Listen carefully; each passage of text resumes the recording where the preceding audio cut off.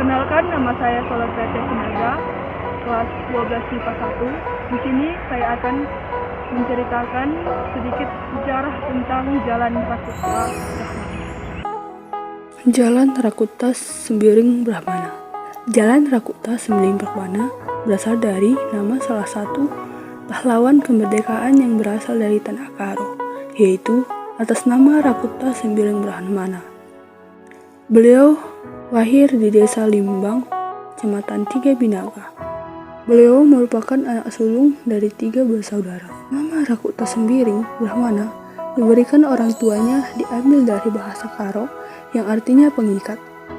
Tujuan orang tua memberikan nama tersebut supaya kelak Rakuta dapat menjadi pengikat atau pemersatu bangsa. Pada usia 8 tahun, pada tahun 1924, beliau memasuki bangku sekolah pertama di sekolah rakyat yang dikenal dengan His Halt Insult School.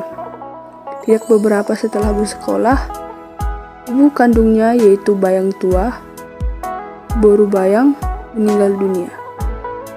Peristiwa ini membuat beliau merasa terpuruk dan rapuh. Namun beliau sadar bahwa dia anak sulung dan harus bisa menjadi contoh yang baik. Sebagai laki-laki anak sulung, ia harus bisa bangkit kembali dan melanjutkan kehidupannya. Setelah tamat dari His pada tahun 1927, beliau melanjutkan pendidikannya ke jenjang lebih tinggi. Rakuta melanjutkan sekolahnya di Taman Siswa yang ada di Medan. Sekolah beliau dianggap siswa yang mudah bergaul dan dekat dengan guru-gurunya.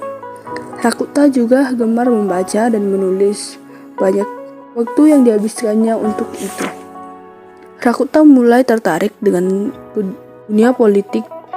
Beliau ikut organisasi politik di sekolahnya, yang merupakan organisasi bawah tanah yang tersembunyi dan tidak diketahui oleh Belanda.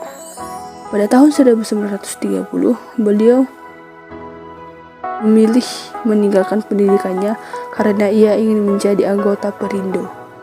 Setelah berhenti dari Taman Siswa, Rakuta pulang ke kampung halamannya di desa Limang. Rakuta kemudian disarankan ayahnya untuk berumah tangga. Karena itu permintaan ayahnya, beliau tidak menolak. Beliau menikah dengan perempuan yang bernama Nyamini Sebayang yang merupakan impal dari Rakuta. Pernikahan itu dilaksanakan di Perbesi yang merupakan desa asal istrinya. Mereka dikaruniai 6 anak. Pada masa pendudukan Jepang dan Belanda di tanah Karo, Rakuta bersama-sama dengan temannya membentuk organisasi untuk memberikan semangat juang para masyarakat. Setelah beberapa kali berperang, akhirnya masyarakat Karo berhasil untuk mengusir penjajah dari tanah Karo. Setelah Indonesia merdeka pada tahun 1946, Rakuta diangkat menjadi Bupati Karo, sekaligus menjadi Bupati pertama tanah Karo. Tidak hanya itu, dia juga menjabat di daerah-daerah lain. Misalnya Kabupaten Asahan pada tahun 1954, dia menjadi bupati di sana.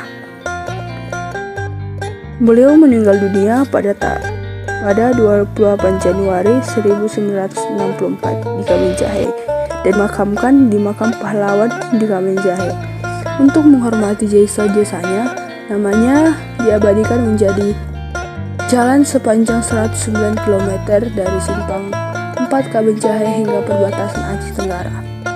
Bukan itu saja, di Pematang Siantar namanya juga diabadikan menjadi nama sebuah